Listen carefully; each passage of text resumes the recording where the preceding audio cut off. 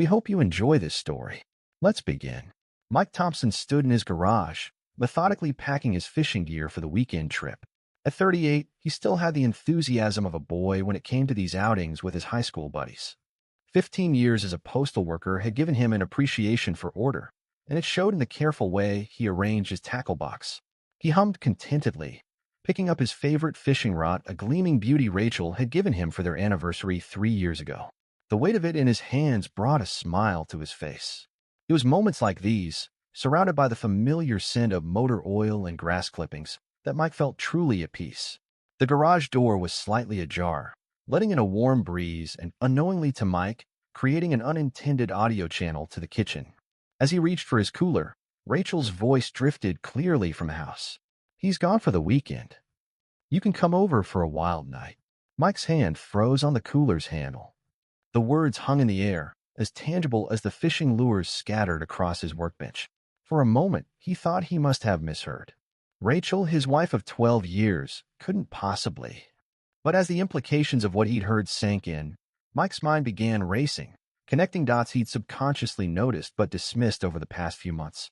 Rachel's new clothes, the late nights at work, her sudden interest in going to the gym. Each memory now took on a sinister new meaning. Mike forced himself to take a deep breath. His hands shook slightly as he continued packing, every movement now a conscious effort to appear normal. The fishing trip, which had been the focus of his excitement all week, now seemed like a distant, unimportant thing. With the car loaded, Mike steeled himself and entered the house. Rachel was in the kitchen, phone nowhere in sight, looking for all the world like the loving wife he'd always believed her to be. "All packed, honey?" she asked, smiling up at him. Mike nodded, forcing a smile of his own. "Yeah, just about. Just need to grab my toiletries." He leaned in to kiss her goodbye, and as their lips met, Mike tasted the lie. The familiar scent of her perfume now seemed cloying, suffocating. He pulled away, maintaining his facade with effort. "Have a great time," Rachel said, squeezing his arm affectionately. "I'll miss you. I'll miss you too," Mike replied, the words feeling hollow in his mouth. "Love you." As he drove away, Mike watched Rachel in the rearview mirror. She stood on the porch, waving, the perfect picture of a devoted wife. But even as he turned the corner, he saw her reaching for her phone again, no doubt to continue the conversation he'd interrupted. Mike's mind was in turmoil as he drove, his knuckles white on the steering wheel. Instead of heading to the lake where his friends were waiting, he found himself pulling into a secluded spot with a clear view of their house. He put the car in park and sat back, his heart pounding. What was he doing? Part of him screamed to confront Rachel, to demand answers. Another part insisted this was all a misunderstanding, that there must be an innocent explanation. But the cold, logical part of his brain, the part that had made him an efficient postal worker for 15 years, knew better. So Mike waited, his fishing gear untouched in the back of the car, his eyes fixed on the house he'd called home for over a decade. The house where, at that very moment, his wife was preparing to betray him. Dusk fell over the neighborhood, casting long shadows across manicured lawns and cookie-cutter houses. Mike sat vigil in his car, his body stiff from hours of inactivity, his mind a whirlpool of emotions. He'd texted his friends, making up an excuse about a family emergency. They'd been disappointed but understanding. If only they knew the real emergency unfolding. At 8:43 p.m., a red sports car turned onto their street. Mike's stomach churned as he recognized it's Steve's car. Steve, Rachel's co-worker of 2 years.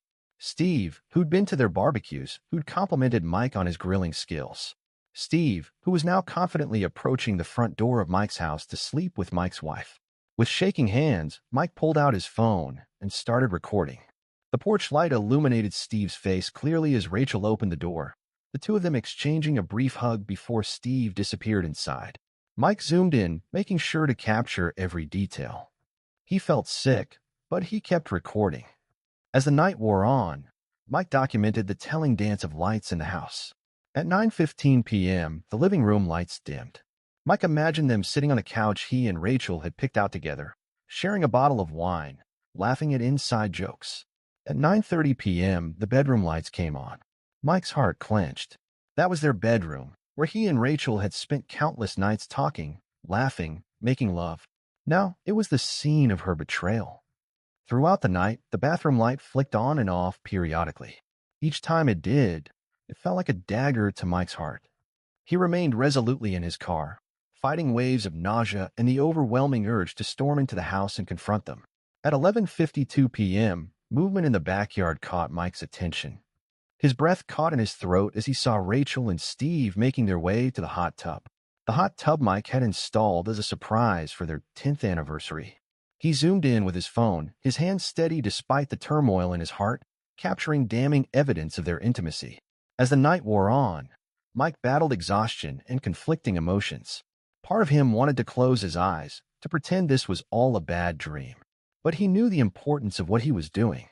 Each photo, each video was a piece of evidence, a shield against the lies he knew would come.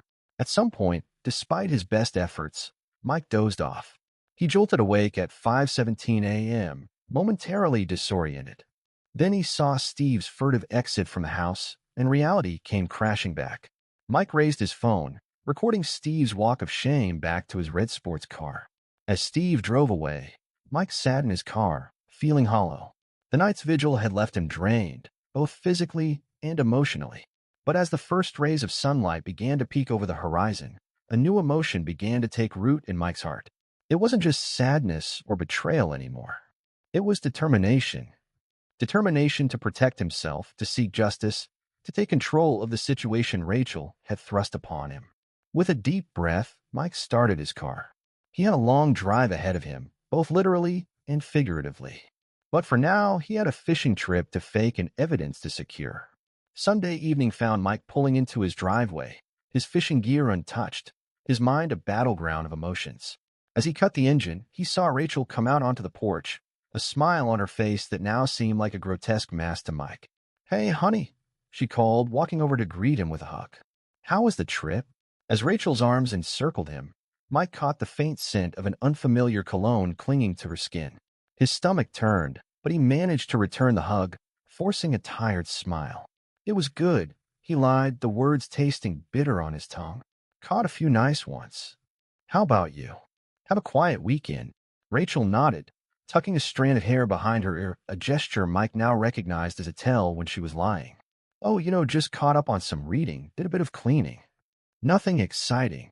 Mike listened as Rachel recounted her quiet weekend at home, each lie stoking the fire of his resolve. He nodded at appropriate intervals, asking the occasional question, all while cataloging the inconsistencies.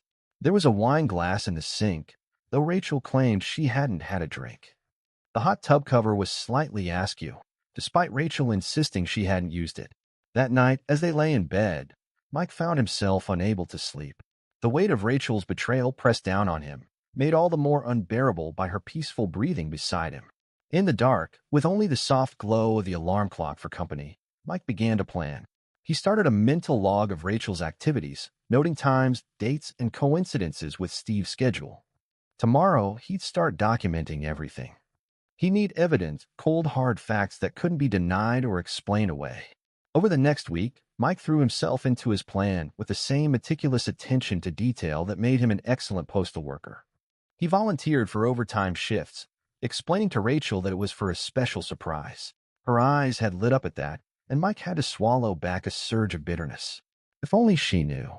In reality, each extra hour worked went into a secret account Mike opened at a different bank. He knew he'd need resources for what was to come, and he wasn't about to let Rachel's betrayal leave him financially vulnerable as well. At home, Mike started paying more attention to their teenage daughter, Emma.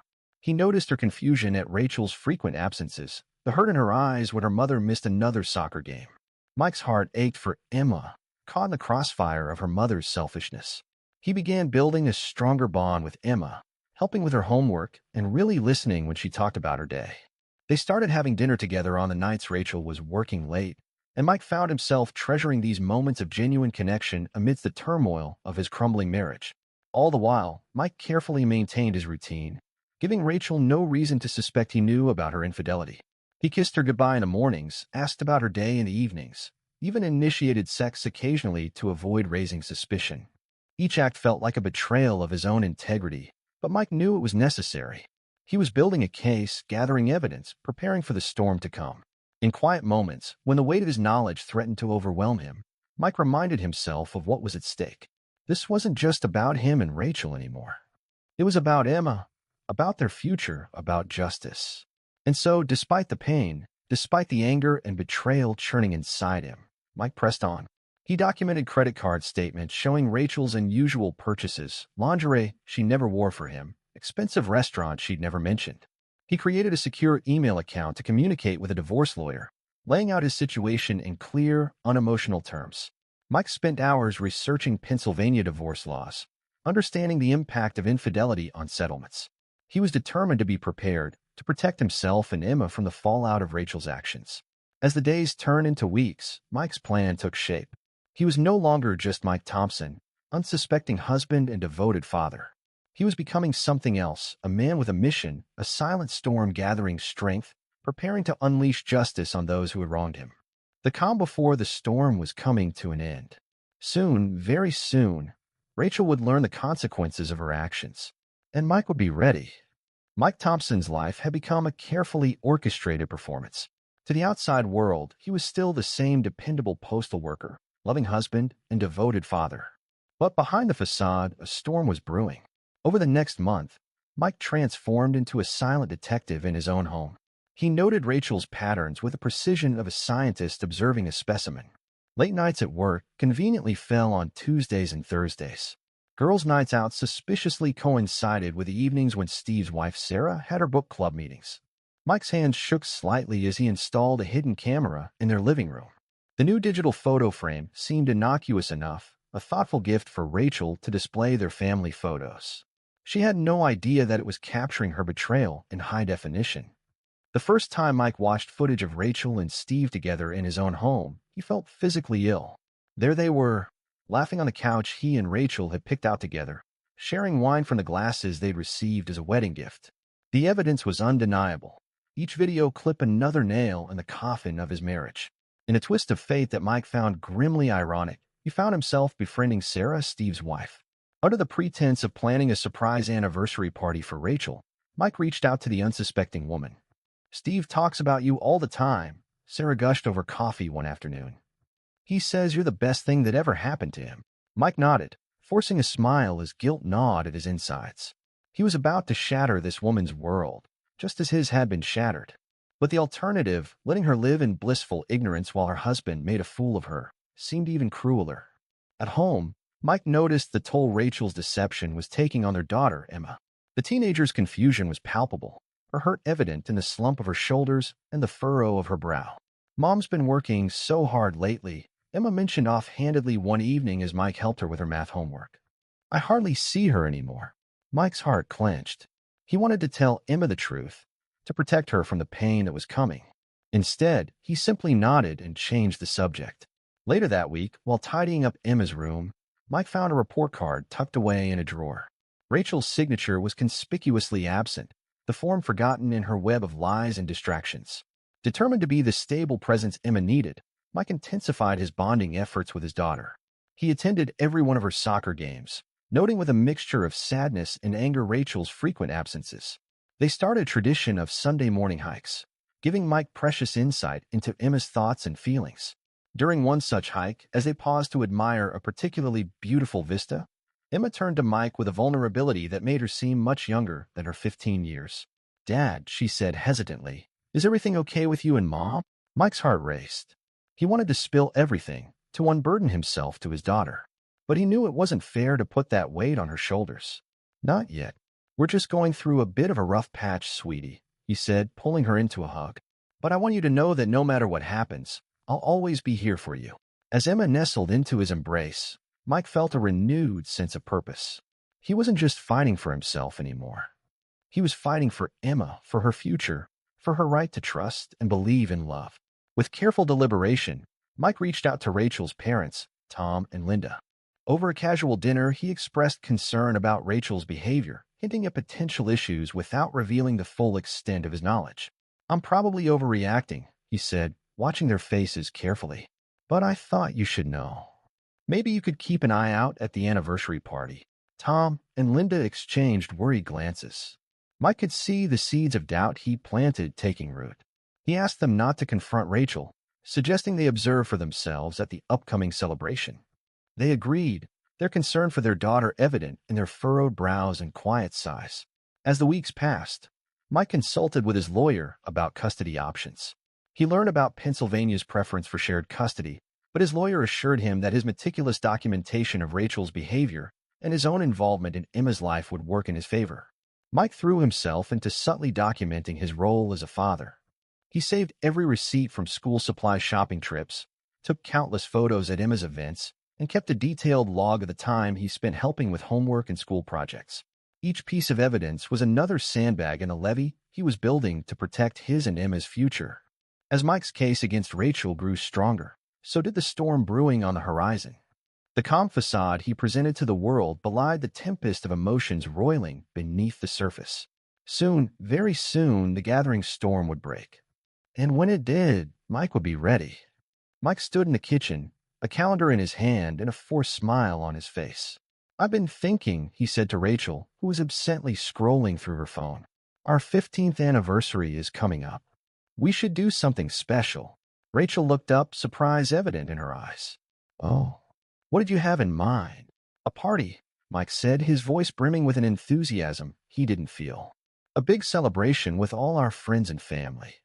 We've been through so much together, we should mark the occasion properly." Rachel's smile didn't quite reach her eyes. "That sounds nice. But isn't it a bit much? Maybe we could just have a quiet dinner, just the two of us."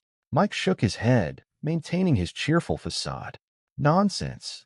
15 years is a big deal. We should celebrate with everyone we love." As Rachel reluctantly agreed, Mike could see the discomfort in her body language. It only fueled his determination. Over the next few weeks, Mike threw himself into party planning with suspicious enthusiasm. He booked a private room at the most upscale restaurant in town, a place known for its romantic ambience and exquisite cuisine. The irony wasn't lost on him.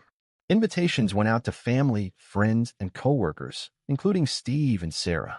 Mike took particular care with that invitation, making sure it was addressed to both of them, a subtle reminder of the vows Steve was betraying. "We have to invite your parents," Mike insisted when Rachel balked at the idea. "They'd be hurt if we let them out." Rachel's reluctance was palpable, but she couldn't argue without raising suspicion.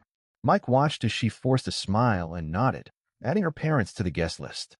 As the party approached, Mike noticed Rachel becoming increasingly anxious. She made several secretive phone calls, her voice hushed and urgent. Mike recorded each one, adding them to his growing collection of evidence. "Maybe we should scale back the party," Rachel suggested one evening, her fingers fidgeting with the edge of her blouse. "It just seems like a lot of fuss." Mike reached out and took her hand, suppressing a shudder at the contact. "Nonsense," he said, his voice gentle but firm. "You deserve to be celebrated properly." The week before the party, Mike executed the next phase of his plan. Using a secure, anonymous email account, he sent a carefully worded message to Rachel and Steve's HR department. The email hinted at an inappropriate workplace relationship, suggesting they check company communication logs and security camera footage. Mike knew the email would set off alarm bells. He imagined the HR team scrambling to investigate, the whispers that would start to circulate. It was the beginning of the end for Rachel and Steve's carefully constructed lie. 2 days before the party, Mike overheard Rachel arguing with Steve on the phone. He pressed his ear to the study door, his heart racing as he listened to their heated exchange. "We need to cool things off," Rachel was saying, her voice tight with worry. "People are starting to notice. The party this weekend. It's too risky." Steve's voice was muffled, but Mike could hear the resistance in his tone. "You're overreacting," Steve insisted. "No one suspects anything. We just need to act normal." As Rachel continued to argue, Mike silently retreated. A grim smile played on his lips. The cracks were beginning to show. The night before the party, Mike put the final touches on his presentation. The slideshow was a masterpiece of deception, happy photos of their life together, carefully selected to showcase their seemingly perfect marriage. But hidden within the code was a devastating twist, ready to be unleashed at the touch of a button. As Rachel slept beside him, blissfully unaware of the storm about to break, Mike carefully placed copies of his evidence into envelopes.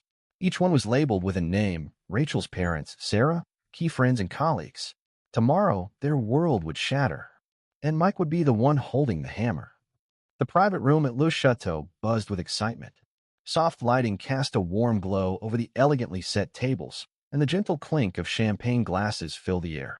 To anyone looking in, It appeared to be nothing more than a joyous anniversary celebration. Rachel's parents, Tom and Linda, stood near the bar, their eyes fixed on their daughter. The concern Mike had planted weeks ago had clearly taken root, evident in the furrow of Tom's brow and the tight set of Linda's mouth. "She seems off, doesn't she?" Linda murmured to her husband, watching as Rachel laughed a little too loudly at something a coworker said. Tom nodded, his frown deepening. Mike was right to be worried. Something's not right here. Across the room, Steve and Sarah arrived, their entrance causing a ripple of tension that only Mike seemed to notice. Steve's eyes darted around the room, pointedly avoiding Rachel. Sarah, oblivious to the undercurrents, beamed as she handed Mike a beautifully wrapped gift. 15 years, she said, her voice warm with genuine affection. "You and Rachel are such an inspiration." Mike accepted the gift with a gracious smile, tamping down the guilt that threatened to surface. Soon, very soon, Sarah's world would crumble. But Mike reminded himself that the truth, however painful, was better than living a lie. As the evening progressed, Mike played the perfect host. He circulated among the guests, charming and attentive, all while acutely aware of the storm about to break.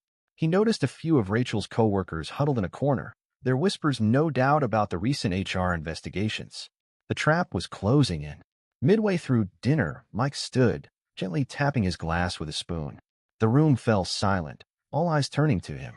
Rachel looked up, a flicker of nervousness crossing her face before she masked it with a smile. "Friends, family," Mike began, his voice steady despite the adrenaline coursing through his veins. "Thank you all for being here to celebrate 15 years of marriage with Rachel and me." He clicked a button on a remote in his hand, and the large screen behind him came to life. A slideshow began, showing happy moments from their years together, their wedding day, vacations, the day Emma was born. "When I met Rachel," Mike continued, his eyes scanning the room, "I thought I was the luckiest man alive. And for many years, I was sure of it." Rachel's eyes filled with tears, her smile wobbling. If Mike hadn't known better, he might have been fooled by her performance. But life has a way of surprising us, doesn't it? Mike's tone shifted, almost imperceptibly. Sometimes the surprises are wonderful. And sometimes... He clicked the remote again. The happy images on the screen suddenly gave way to something else entirely. Photos of Rachel and Steve together, screenshots of intimate text messages, video clips that left no doubt about the nature of their relationship. The room fell silent, the kind of heavy, shocked silence that feels like a physical weight. Mike's calm voice cut through the tension like a knife. "Sometimes the surprises shatter everything we thought we knew." What happened next was chaos in slow motion. Rachel, her face drained of all color, tried to stand to reach Mike, but her legs gave out. Her father, fury etched into every line of his face, blocked her path. Steve made a dash for the door, but found his way barred by Sarah, her expression a mixture of devastation and rage. "How could you?" she screamed, her voice raw with pain. Mike continued his narration, his voice steady as he laid out the extent of Rachel and Steve's betrayal. He played audio recordings of their conversations, displayed screenshots of their secret communications. With each new piece of evidence, the gravity of the situation seemed to press down harder on everyone in the room. As the final slide appeared, divorce papers, already signed by Mike, the room erupted. Rachel's sobs were nearly drowned out by the angry voices of their friends and family. Some of Rachel's coworkers were already on their phones, no doubt calling HR to report what they'd seen. Mike raised his hands, calling for silence. Remarkably, the room quieted, all eyes turning to him once more. "I'm sorry," he said, his voice thick with emotion for the first time that night.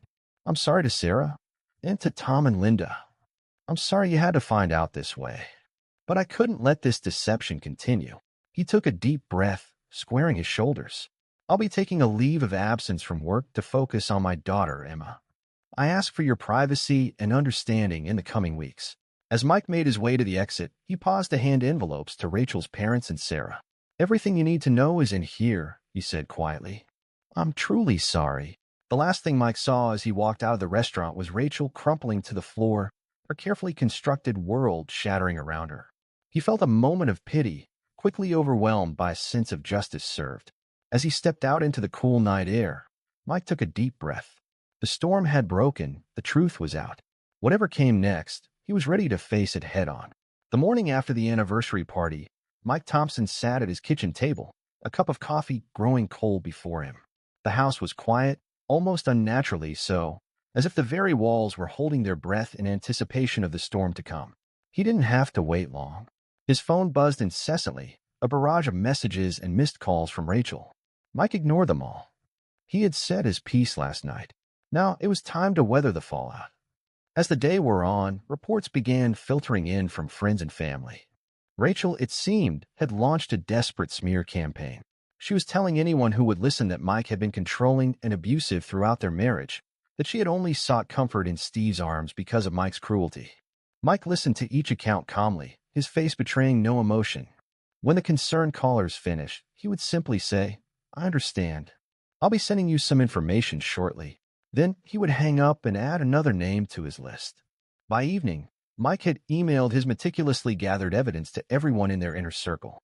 Text messages, photos, video clips, credit card statements, a mountain of irrefutable proof of Rachel's infidelity and lies.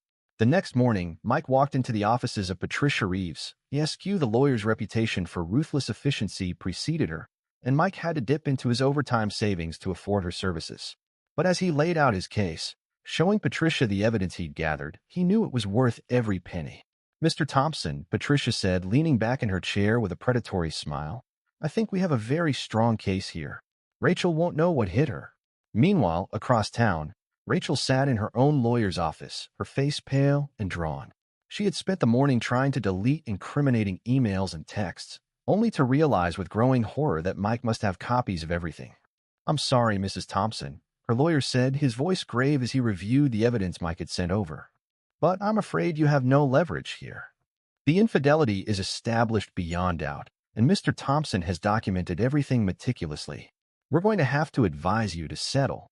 Rachel's world continued to crumble around her. Her parents, disgusted by her behavior and lies, refused to support her financially or emotionally. Her calls went straight to voicemail, her letters returned unopened. The comfortable life she had taken for granted was slipping through her fingers like sand.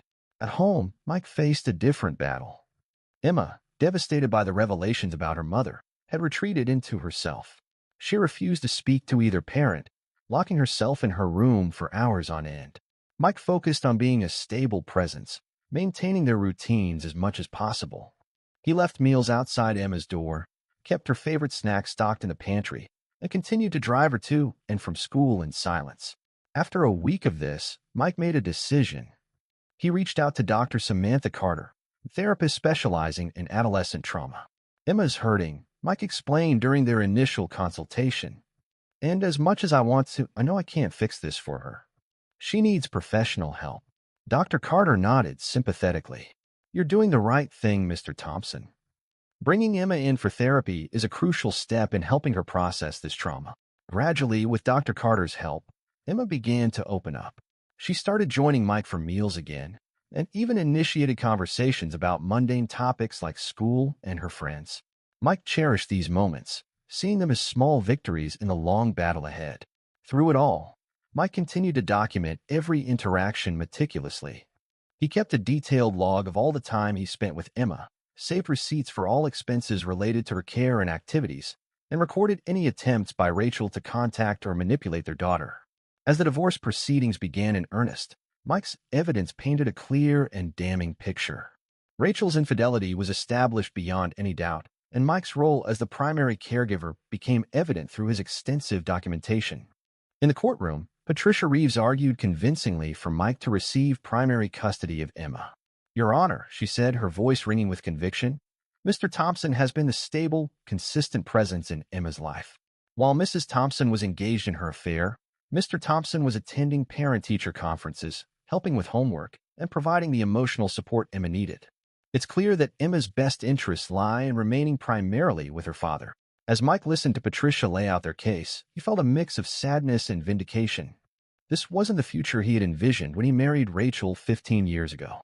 But he was determined to make the best of it, for Emma's sake and his own. The battle had begun in earnest, and Mike was prepared to fight with everything he had. As weeks passed, the full consequences of Rachel's actions became increasingly apparent.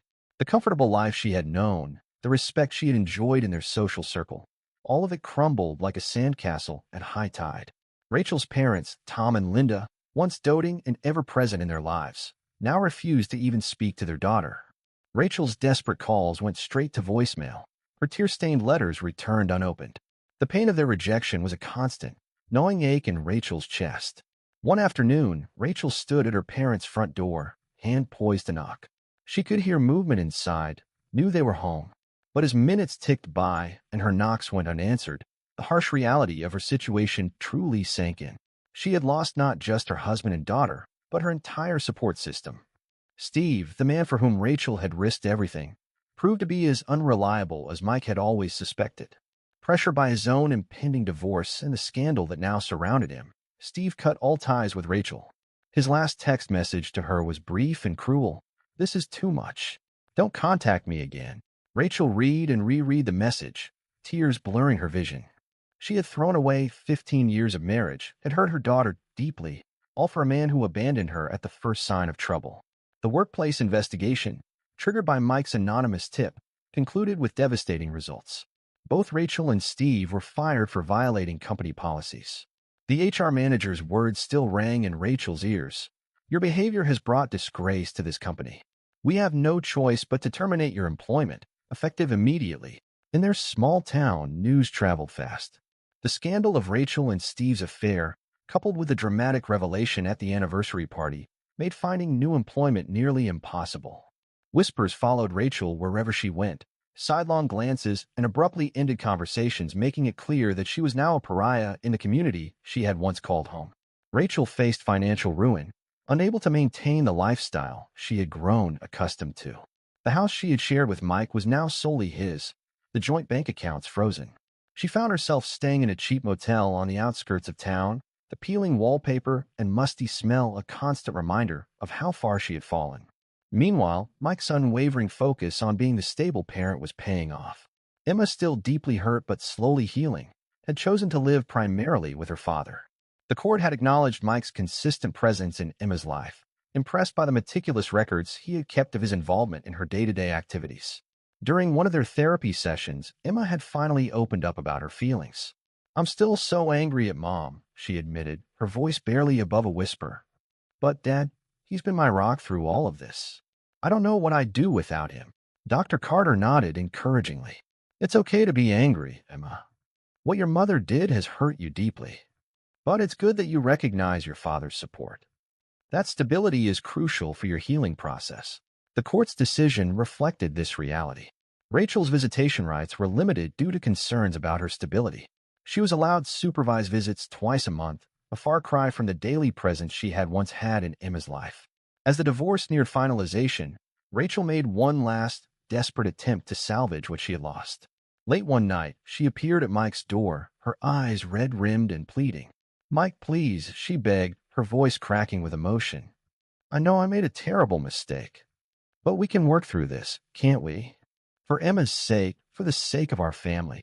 Mike listened calmly, his face impassive. The sight of Rachel, once so put together and confident, now broken and pleading, stirred a complex mix of emotions in him. But the trust that had been shattered could not be so easily repaired.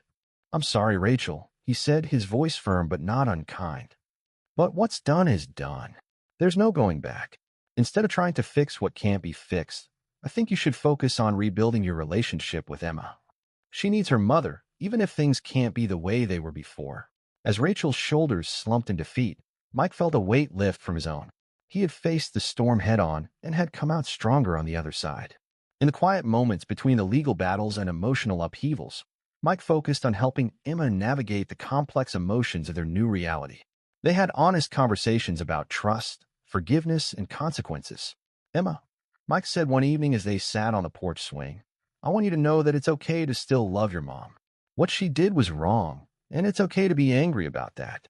But she's still your mother, and it's okay to have a relationship with her if that's what you want." Emma leaned against her father's shoulder, drawing comfort from his steady presence. "I don't know if I can forgive her," she admitted softly. Mike wrapped an arm around her shoulders. "Forgiveness is a journey, sweetheart. It doesn't happen overnight. And it doesn't mean forgetting or excusing what happened. It's about finding peace for yourself." These conversations, difficult as they were, helped Emma begin to process her feelings.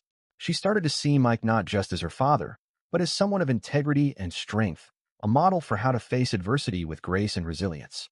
As the dust began to settle, Mike and Emma found themselves forging a new path forward, their bond stronger than ever in the face of the storm they had weathered together.